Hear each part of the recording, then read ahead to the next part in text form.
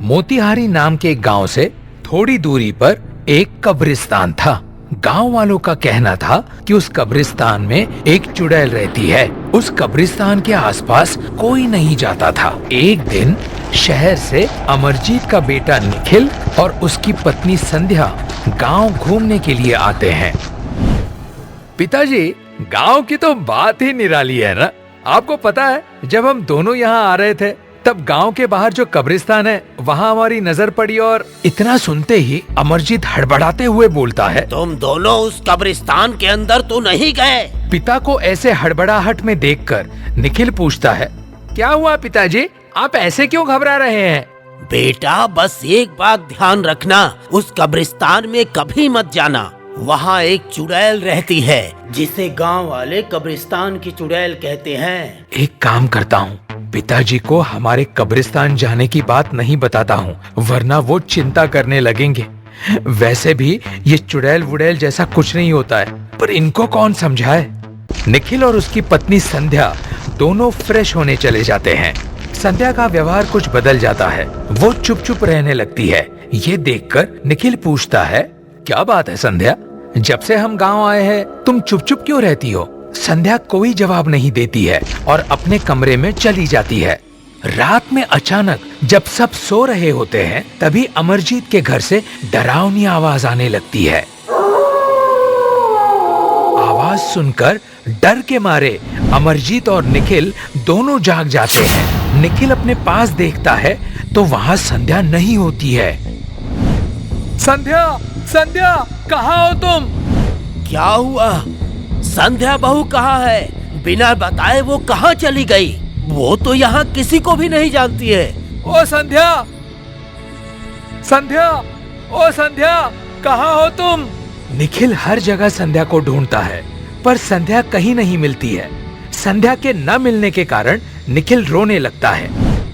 अमरजीत को कुछ समझ नहीं आता है और वो निखिल से पूछता है, बेटे सच बताओ, क्या तुम दोनों उस कब्रिस्तान में गए थे? हाँ पिताजी, हम दोनों उस कब्रिस्तान में गए थे, पर मैंने आपको इसलिए नहीं बताया क्योंकि मुझे इन बातों पर यकीन नहीं था। ये बात सुनकर अमरजीत के हाथ पैर फूलने लगते हैं। उसे समझ नहीं आता है कि क्या करे। निखिल रोते हुए कहता है, पिताजी मैं क्या करूं, आप मेरी संध्या को ढूंढ लाइए। अब हमें उस मुसीबत से एक ही आदमी बचा सकता है, बाबा। थोड़ी देर में सुबह हो जाती है। ये बात पूरे गांव में फैल जाती है। अमरजीत और निखिल एक बाबा के पास जाते हैं और सारी बातें बताते हैं। बातें सुनने के बाद बाबा कहते हैं, हमें उस कब्रिस्तान में जाकर तुम्हारी बहू को ढूंढना होगा। ये उस कब्रिस्तान की चुड़ैल का ही काम होगा। तुम दोनों उस कब्रिस्तान में किसी कब्र के पास गए थे क्या? हाँ बाबा, कब्रिस्तान में हम एक कब्र के पास गए थे।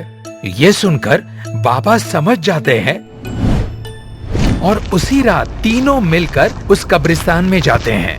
अमरजीत और निखिल को बहुत डर लग रहा होता है।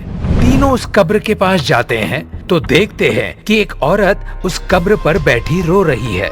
रोते रोते वो मुड़कर देखती है, वो चुड़ैल होती है। चुड़ैल ने संध्या को अपने बस में कर लिया है। बम बम भोले, तू तो चुड़ैल है। बता चुड़ैल, तू किसकी आत्मा है और तूने इस बच्ची को अपने वश में क्यों किया है? इसने तेरा क्या बिगाड़ा है?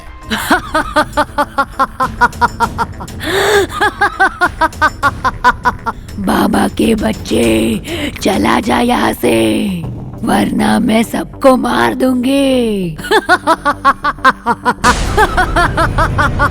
ये सुनकर संध्या के अंदर की चुड़ैल जोर जोर से चिल्लाने लगती है और डरावनी आवाजें निकालने लगती है। उसकी आवाज सुनकर निखिल और अमरजीत का डर के मारे बुरा हाल हो जाता है। देख चुड़ैल, मैं भोले का भक्त हूँ, तू मेरा कुछ नहीं बिगाड़ सकते। इस बच्ची को छोड़ दे, इसने तेरा कुछ नहीं बिगाड़ा है। तुझे क्या चाहिए मुझे बता, मैं तेरी मदद करूँगा। मुझे बदला चाहिए, अपनी और अपने पति की मौत का बदला। बदला किससे चाहिए? ऐसा क्या हुआ था तेरे साथ? ये सुनकर संध्या के अंदर की चुड़ैल उन्हें अपनी कहानी बताते हुए कहती है, मैं इस गांव के सरपंच की बेटी मीना हूँ। इतना सुनते ही अमरजीत बोल पड़ता है, मीना बिटिया, तुम और चुड़ैल ये कैसे हो सकता है? तुम तो शहर में रहती हो ना? नहीं काका, मैं मर चुकी हूँ। मुझे और मेरे पति को धोखे से यहाँ बुलाकर मार दिया गया। बेटी, तुम्हें कोई क्यों मारेगा? सरपंच जी तो इतने अच्छे आदमी हैं। उनकी किसी से दुश्मनी नहीं है जो उसका बदला लेने के लिए तुम्हें मारे।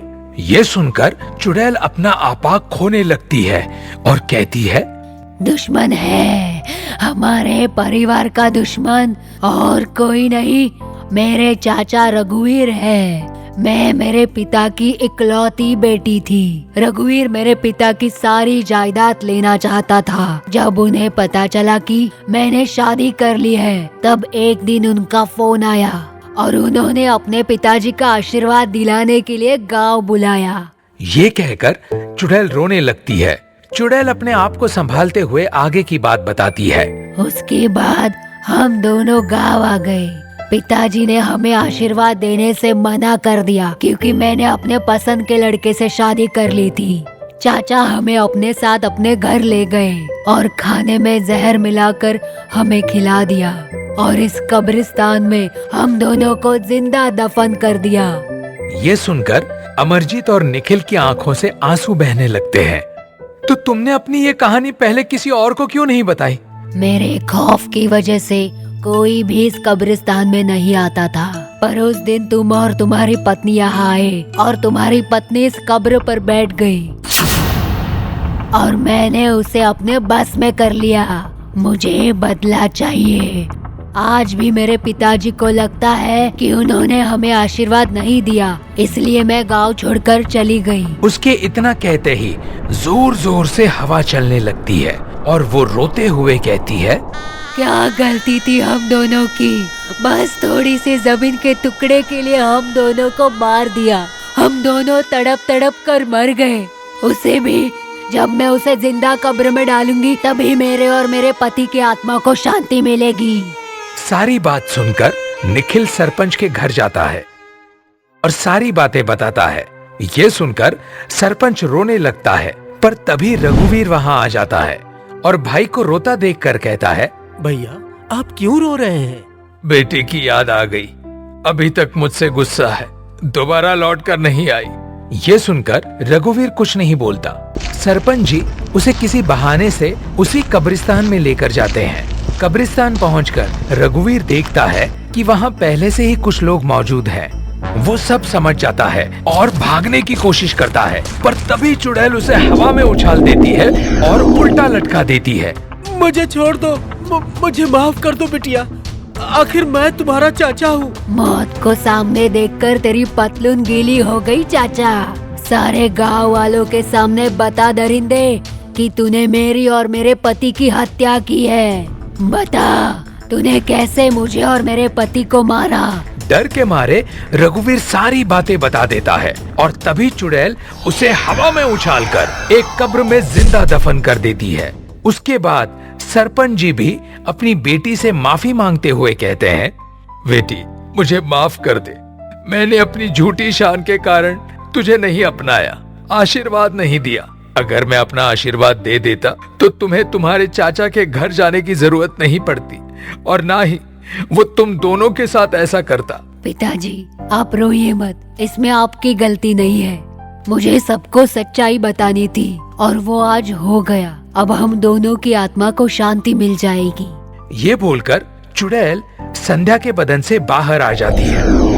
माफ करना बहन, अपनी बात करने के लिए मुझे तेरा सहारा लेना पड़ा। आज के बाद मैं किसी भी गांव वाले को परेशान नहीं करूंगी। चुड़ैल की आत्मा को मुक्ति मिल जाती है। अलविदा। और गांव वालों को कब्रिस्तान की चुड़ैल से मुक्ति मिल जाती है।